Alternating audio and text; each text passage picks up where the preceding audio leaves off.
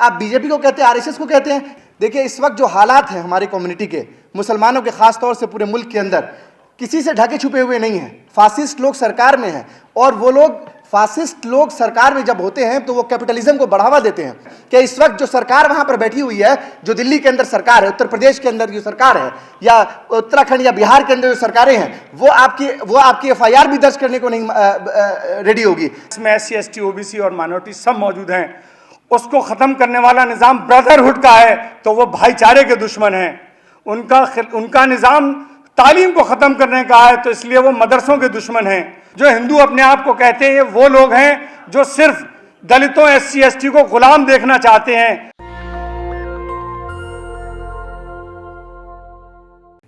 अरे हम लोग कितना टॉलरेंट है ये देखो। आप बीजेपी को कहते हैं, आरएसएस को कहते हैं। देखिए इस वक्त जो हालात हैं हमारी कम्युनिटी के, मुसलमानों के खास तौर से पूरे मुल्क के अंदर, किसी से ढके छुपे हुए नहीं हैं कि हमारे क्या हालात हैं। एजुकेशन में हम कहाँ पे लाई कर रहे हैं, जॉब्स में हम कहाँ पर हैं, सिविल सर्विसेज में हम 2 से 3% पे हैं, रेलवेज में हम 7 से 8% पे हैं। सब लोगों को ये बात मालूम है। लेकिन बात आज यहाँ हो रही है एक सॉल्यूशन की। बात हो रही है कि एक फासिस्ट रिजीम जो है वो सरकार में है, फासिस्ट लोग सरकार में हैं और वो लोग फासिस्ट लोग सरकार में जब होते हैं तो वो कैपिटलिज्म को बढ़ावा देते हैं। वो जिस तरह से कैपिटलिज्म को बढ़ावा दिया जा रहा है, ये जो CA और NRC का प्रोसेस है, ये इसको भी आपको समझना पड़ेगा। यहाँ पर सफूरा जरगर भी आई, उन्होंने भी बोला, आसिफ इकबाल तन्हा थे, सब हम लोग संघर्ष के साथी रहे, एक साथ हम लोगों ने संघर्ष किया। इस चीज़ को हमें ऐसे भी समझने की ज़रूरत है जो दूसरी कम्युनिटी के अंदर, अपनी कम्युनिटी के अंदर भी इस बात को, हर बार हम विक्टिम कार्ड नहीं खेल सकते। अपनी कम्युनिटी के अंदर भी इस बात को हमें बताने की ज़रूरत है कि हमारे ये मसाइल हैं तो इनके सॉल्यूशन ये है। सिर्फ हम मसाइल को डिस्कस नहीं करें बल्कि एक सॉल्यूशन के साथ। और आज जो टॉपिक है वो सॉल्यूशन के लिए हम लोग यहाँ पर बैठे हैं। और जो विजन डॉक्यूमेंट मैंने देखा, मैं उस पर 1 मिनट और बोलना चाहूँगा कि विजन डॉक्यूमेंट में बहुत क्लियरली बात की गई है कि एक लीगल सेल तैयार हो, मीडिया सेल तैयार हो। इससे पहले भी कई कोशिशें की गई। मुझे अच्छे से याद है, इंडिया इंटरनेशनल सेंटर में एक मीटिंग हुई थी CA NRC के दौरान, और वहाँ पे भी कुछ डिस्कशन हुए थे इसको लेके कि एक लीगल सेल बने और एक मीडिया सेल बने। लेकिन मैं माजरत के साथ आप लोगों से अर्ज कर रहा हूँ, 2019 में वो मीटिंग हुई थी, एंड ऑफ 2019, और आज हम 2022 मई में बैठे हैं, उस पर कुछ भी नहीं हो पाया। तो अगर आज यहाँ से अगर हम उठें तो एक इरादे के साथ उठें, एक प्लानिंग के साथ उठे कि हाँ हमारा मीडिया सेल होगा, हमारा लीगल सेल होगा। और लीगल सेल का काम क्या होगा? लीगल सेल के काम अगर FIR कराने के हैं तो देश भर के अंदर हमारे लॉयर्स होने चाहिए। हर स्टेट में 2, 4, 5 लॉयर हों जो FIR हों।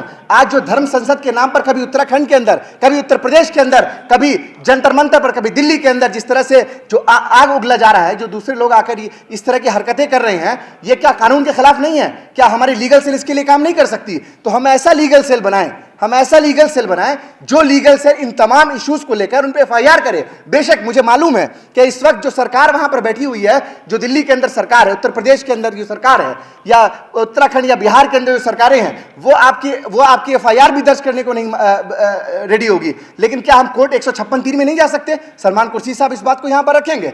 लेकिन मेरा ये कहने का मकसद ये है कि अगर FIR दर्ज हो जाती है, उसके ऊपर कोई अगर एक्शन नहीं होता, लेकिन ये समझिए कि देर है, अंधेर नहीं है, आने वाला वक्त बदलेगा, उन पर कुछ ना कुछ एक्शन होगा। कहीं ना कहीं लीगल फ्रेमवर्क में हम लोग काम करें। और मीडिया के ताल्लुक से मैं एक बात कहना चाहता हूं, कई मीटिंग्स हुई है, मैंने उसको अटेंड किया है कि भाई एक मीडिया हाउसेस खड़ा करेंगे और मीडिया घराने के लोगों से जाकर मिलेंगे। लेकिन मुझे ऐसा लगता है यहाँ पर बहुत सारे ऐसे लोग हैं जो माली एतबार से बहुत मजबूत हैं। उन लोगों को आगे आने की ज़रूरत है और जिनके पास इंटेलेक्चुअल आइडियाज़ हैं, जो मीडिया हाउसेस के लोग हैं, वो आएँ और ग्राउंड पे क्या काम कर सकते हैं। क्या हम ये समझ सकते हैं कि अगर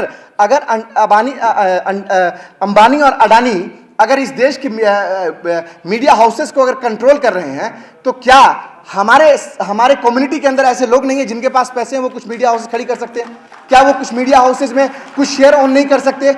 जब सऊदी के अंदर जाकर रिलायंस ग्रुप अपना शेयर खरीद सकता है उनकी कंपनी के अंदर, तो क्या हमारे मुल्क के जो बड़े दानिश्वर मुसलमान हैं, जो पैसे वाले मुसलमान हैं, क्या वो किसी मीडिया हाउस से, जो छोटे मीडिया हाउस हैं, उनके अंदर 10% शेयर नहीं ले सकते, अपनी बात नहीं रख सकते? इन मौजू पे मुझे लगता है कि और आगे बात होनी चाहिए। वक्त हो चुका है, मैं किसी तैयारी से नहीं आया था, इसलिए मुझे भी पता नहीं मैंने क्या बोला। बहुत शुक्रिया मशकूर भाई। बहुत ही कीमती बातें हमारे इस मुहिम के ताल्लुक से और अपनी कौमी मिजाज के ताल्लुक से आपने की हैं। अल्हम्दुलिल्लाह। दर्सगाहें हिसारे निसाबात हैं, दर्सगाहें हिसारे निसाबात हैं, सजदागाहें शिकारे मनाजात हैं,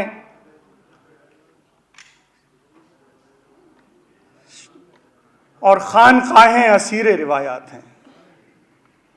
खानकाहें असीरे रिवायात हैं।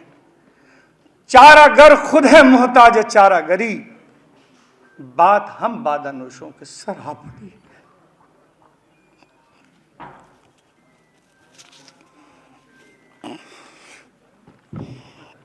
बात हम बादानोशों की सराहपड़ी।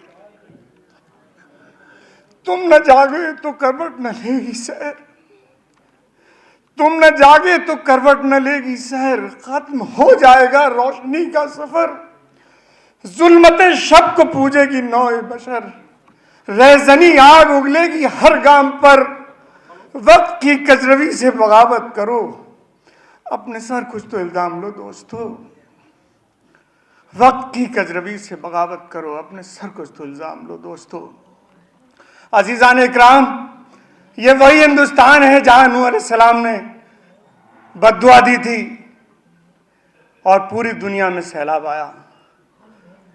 ये वही हिंदुस्तान है जहां के लोग हमेशा वैधानियत के खिलाफ रहे और अल्लाह ताला ने महात्मा बुद्ध की शक्ल में एक नबी उतारा, जिसने ब्रदरहुड दिया, जिसने वो दबे कुचले लोगों को एक बराबर का एहसास दिया। बहुत अरसे तक वो चलता रहा, लेकिन वो दुश्मन लोग उनको भी फना कर दिया, उनके तमाम निशानात को मिटा दिए। उसके बाद इस्लाम का सहारा लिया इस हिंदुस्तान ने, 800 साढ़े 800 साल तक उन दबे कुचले लोगों को एक सहारा दिया। तो उस सारी कौम के अंदर, इस हिंदुस्तान के अंदर आज आपको वो लोग जो दुश्मन हैं, जो आपको फना करना चाहते हैं, उनकी मेंटालिटी को समझने की जरूरत है। यहाँ तस्लीम भाई मौजूद हैं, मैं इनको सुनता रहता हूँ और लोगों को सुनता हूँ मैं।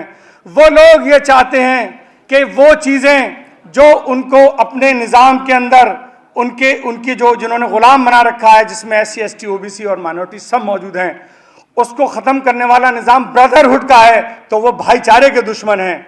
उनका निज़ाम तालीम को ख़त्म करने का है, तो इसलिए वो मदरसों के दुश्मन हैं। उनका निज़ाम ख़त्म करने का है वो सारी इकोनॉमी को, ताकि लोग गरीब रहें। आपको उसको समझने के लिए अपने कौम को एक लाएअमल देना होगा, आपको एजुकेशन सिस्टम देना होगा।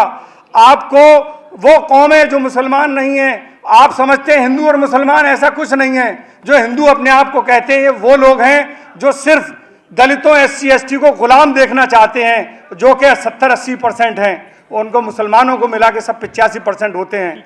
लिहाजा वो सारी कौमें जो दलित हैं, SC ST हैं, वो सब आपके साथ हैं। आप बिल्कुल मायूस ना हो। ऐसा नहीं है कि आप 20% हैं, वो 80% है। कि आपसे गुजारिश है कि अगर इसको बचाना चाहते हैं तो नेशनल दस्तक को सब्सक्राइब करने के लिए रेड कलर के सब्सक्राइब बटन को दबाएं, फिर बेल आइकन की घंटी दबाएं। नेशनल दस्तक को बचाने के लिए बहुत जरूरी है कि हर खबर को शेयर करें, लाइक करें, कमेंट जरूर करें।